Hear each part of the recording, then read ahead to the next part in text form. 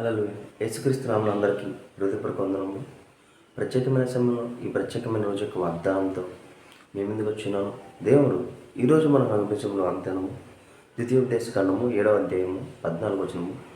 సమస్త జనముల కంటే ఎక్కువగా నీవు ఆశీర్వదించబడదవు. ఆమేన్. ఈ వాగ్దానం ద్వారా మనం దీవించబడును గాక. ఈ వాగ్దానం ద్వారా మనం ఆశీర్వదించబడును గాక. ఎప్పుడైతే ఇచ్చిన వాగ్దానం బట్టి అడుగుతామో అడిగిన సమస్తాన్ని దేవుడు మనకి అనుగ్రహిస్తాడండి. సమస్త జనుల కంటే ఎక్కువగా నీవు ఆస్వాదించబడదు. దేవుడు మన అందరికంటే ఎక్కువగా ఆస్వాదించాలని ఆశపరచునండి. మనం ఎలా ఆస్వాదించబడతాము? ప్రతి విషయంలోనూ మనం ఆస్వాదించబడతాం.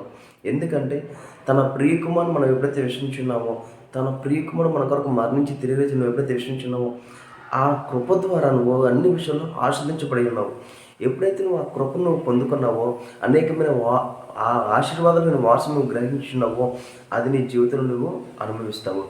ఈరోజు అనేకమైన ఆశీర్వాదాలు అనుభవించే కృపలోనికి నువ్వు వెళ్ళను గాక. ఆమేన్. ఎందుకంటే దేవుడు ప్రతి ఒక్కరి మీద ఆయన కృపనే ఇచ్చినాడు. మనం ఎప్పుడైతే దాన్ని గ్రహించుకుంటామో, దేవుడు ప్రతి ఒక్కరి కొరకు ఆయన ప్రాణాన్ని పెట్టి ఉన్నాడు. మనం ఎప్పుడైతే మనం సొంత రక్షణ ఆయన అంగీకరిస్తామో, నీ కొరకు మరణించి తిరిగి వచ్చి నువ్వు జ్ఞాపకం చేసుకుని నువ్వు గ్రహించుకుని ఎప్పుడైతే నజరేయుడైన యేసుక్రీస్తుని విశ్వసిస్తావో, ఆ రోజు నేను చెప్పిన నీలో గొప్ప కార్యం అనేది జరుగుతుంది. ఈరోజు ఈ వాగ్దానం ద్వారా మన జీవితంలో నూతనమైన కార్యాలు జరుగును గాక. సమస్త విషయాల్లో మనము ఆశీర్వదించబడును గాక. నువ్వు ఈరోజు నువ్వు ఏదైతే వాగ్దానం బట్టి అడుగుతావో అడిగిన సమస్తాన్ని దేవుడు నీకు ఇవ్వబోతున్నాడు. ప్రార్థన చేసుకుందామా? స్తోత్రం మహోన్నతమైన దేవుడు నీకు నా స్తోత్రాలు చెల్లించుకున్నాం దేవా. సమస్త విషయాలతో నేను ఆశీర్దిస్తాను తండ్రి.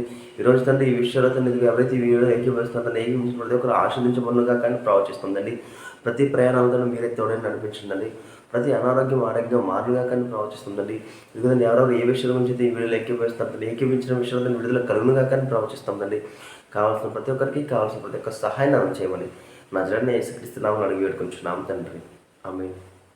అందరికీ హృదయపూర్వక వందనములు.